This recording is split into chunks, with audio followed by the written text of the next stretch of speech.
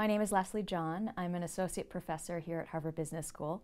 I teach negotiation. I teach mostly MBAs, but in some executive education programs.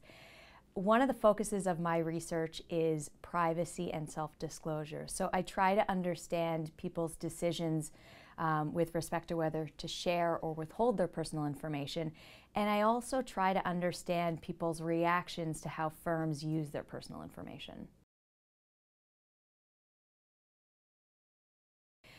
Yeah, defining privacy it's elusive, and it's kind of this abstract, ethereal concept. And I think that's actually one of the reasons for why some of our decisions with respect to our personal information are inconsistent and sometimes very misguided.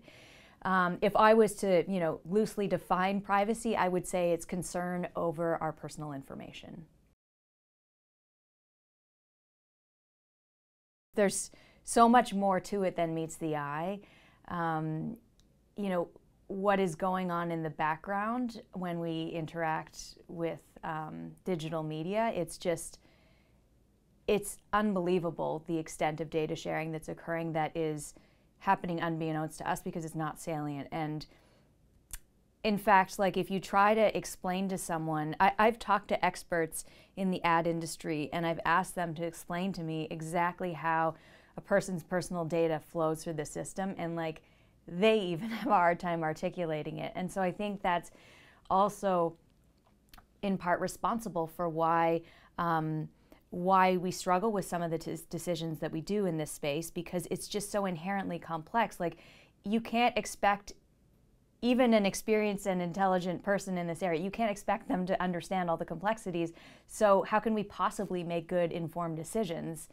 And then on top of that, we've got this extra dynamic whereby firms, understandably, because they're motivated to make profits, and there's a huge incentive for them to, essentially get personal data with few restrictions placed on it. Of course, they're going to try to do that because that's the incentive that they operate under. So there's kind of this complexity plus the challenges that we have in making decisions, and then the strong motivation on the other hand that's trying to get our personal information.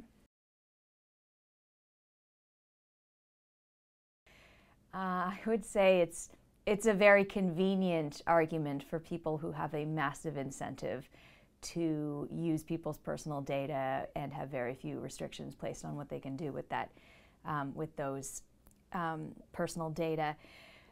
I want to emphasize, though, the goal is not for people to never share information. There is a lot of value to be had for people to share information with firms, so firms can better customize their products, and that's a benefit that's good for firms and consumers. So there's a space where both benefit. But I think one of the problems is that because of a variety of challenges we have and biases in making decisions with respect to our personal information, we don't really, even if we do care about our privacy, and some people care more, some people care less, but even when we do care about our privacy, we don't really reward firms for getting it right. So even people who care about their privacy are often not very willing to pay for privacy, in part because the incentive structure is often set up such that if you give your information away right now, you get an immediate tangible benefit, whereas the potential negative consequences of sharing are delayed. They're hard to couple with the given incident of sharing. So it lends itself to us kind of, even if we do care about our privacy, giving it up very easily in exchange for these small rewards. And so so it means that even if we do care, even for those of us that care a lot, we don't really incent firms to protect our privacy in that way. And so the market isn't really running properly. And so whenever, we've seen this in other areas where markets fail, that's an opportunity for regulatory approaches to step in and try to rectify situations. Of course, that's easier said than done. Yes. So we know, of course, the endowment effect is We usually see the classic experiment is with mugs, where the amount you demand to give up a mug is more than people are willing to pay. So there's this kind of disconnect. And so what we find with privacy, so my co-authors, Alessandro Acquisti, George Lowenstein, and I, we did this experiment where we wanted to see and measure the size of endowment with privacy. And the punchline is, yes, we found endowment effects, but we also then tried to compare it to kind of other like endowment effects for like tangible goods like mugs. And if anything, the endowment effect is stronger for privacy, personal information. And I think that's because whenever we're kind of uncertain of the value of things, that's when we're very susceptible to having our decisions influenced by biases. And so privacy, because it's so abstract, it's not like a tangible thing like a mug. But the experiment, what we did was we gave shoppers in a mall, we gave them a gift card. And with the $10 gift card, you have privacy. So in the sense that we're not going to track your purchases. Other people, the other gift card option was a $12 gift card, so a more valuable gift card, but you didn't have privacy with this gift card because we could track your purchases. And what we did was we varied which card people were given up front, and we let them switch to the other card. So half of people, we gave them this $10 card, and we asked them if they wanted to switch to the $12 card. And it was very easy for them to switch. So these people are essentially endowed with privacy. And the other people, we gave them the $12 card, so they don't have privacy to begin with, and we asked them whether they would switch to the $10 card, and it's super easy to switch. And so really, how much you value your privacy, essentially the question is privacy worth $2 to you, is this question. And your answer to that question shouldn't depend on something so trivial as which card you're given when, the switching costs are moot. But in fact, we found a large effect of endowment such that the value you placed on your privacy depended on this initial, whether you were endowed with it to begin with. Merely feeling in control without actually being in control can give us a false sense of security. So for example, so one example we have found in our research is that when people find it creepy, for lack of a better way of saying it, when firms present behaviorally targeted ads to them, and when those consumers are aware that the way the firms got their personal information to generate their ad was like through third-party data sharing. And however, if you make people feel in control by, for example, reminding them that they can control their ad preferences in the ways sometimes, then it makes them more comfortable with that kind of targeting. But what we found in our research is that this can be abused. For example, we'll tell people, if we say to people, we show them a behaviorally targeted ad and we tell them it's based on third-party data sharing, and we give them a prompt reminding them that they can control something, but that something is irrelevant to the behaviorally targeted ad. So, for example, if we say things like, you can control what your screensaver is, or you can control what web browser is your default browser. So that has really nothing to do with the way, having control over whether your data are shared third party behind your back. But nonetheless, that illusory control made people feel less, for lack of a better word, creeped out by those ads. So it's not that control is bad, it's just that things that are not actually substantive control, we get confused as to whether it's like real control or not. And that's something that firms can exploit. Designers really understand the humans. It's kind of like how I both admire and loathe casinos, because like casinos get people, but I loathe them because they exploit people. So I don't want to come across as derogating designers, but you can design something, in a way that kind of helps people make better decisions, but that's tough because what does better mean? You can also design things such that you're coercing people to do something. For example, how when if you, I'm thinking of apps that want access to your contact list.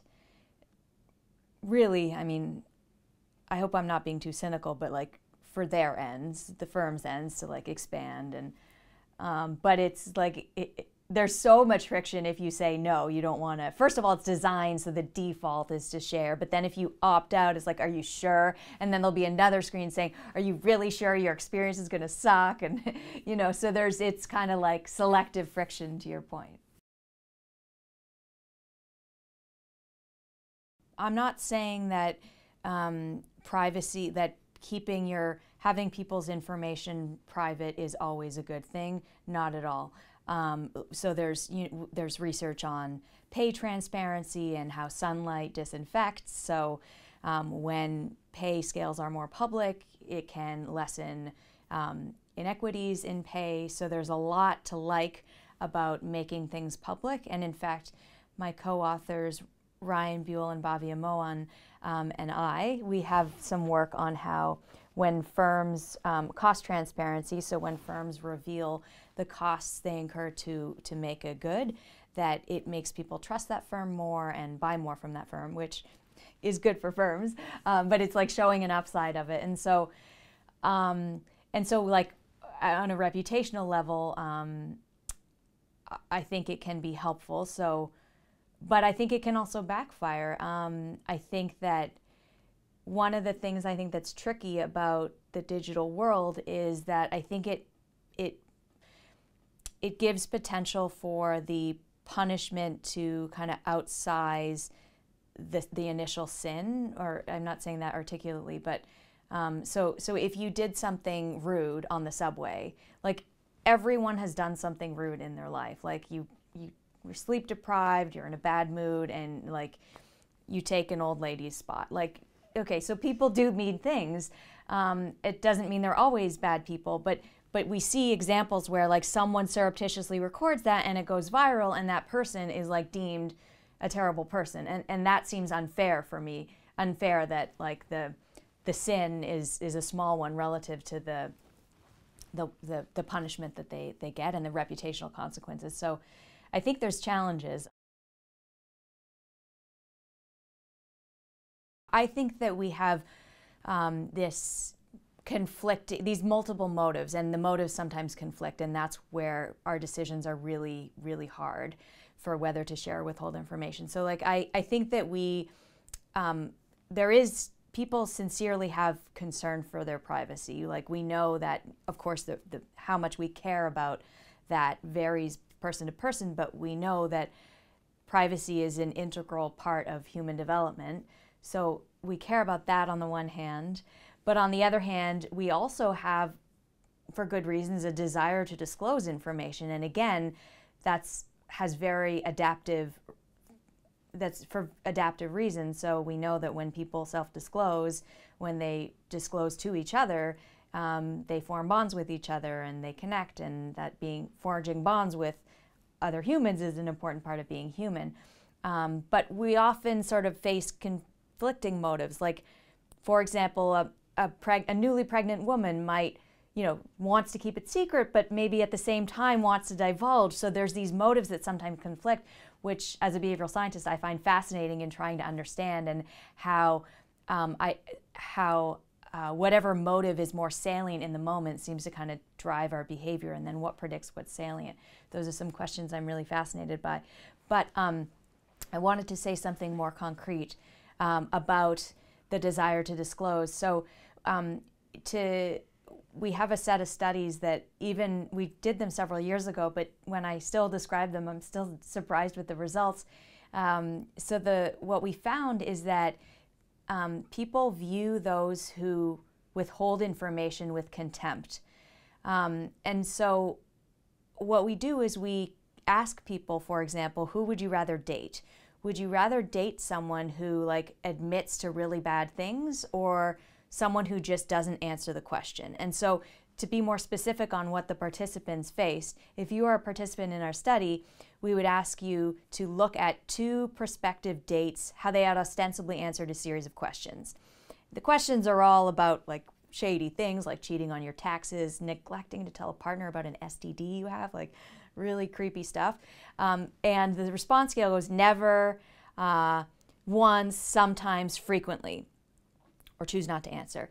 And so one of the prospective dates, they answer all of the questions and they answer the worst possible response. They say frequently to all of the things. So like it can't get worse than this person. The other prospective date sometimes answers them, and when they answer them, they're just as bad as the other, but they opt out of answering some of them. So the person who opts out of answering, they can only be, if they did answer those questions, they can only be at worst as bad as the other person. But yet we find that again and again, people would prefer to date the person who comes clean, admits to all these terrible things. And we do lots and lots of experiments to kind of rule out kind of artifactual explanations and rule in possible explanations. And one reason for this is we find that it seems to be driven in part by trait inferences. That is, the person who withholds information is the person who is not to be trusted. And as a result, we prefer people who reveal, even if the truth is, or what they reveal is really bad, compared to people who simply abstain from answering. And I think it makes sense if you go back to the idea that disclosure is a really important part of being human. And so, so when someone abstains from that activity, we view them with contempt and as untrustworthy.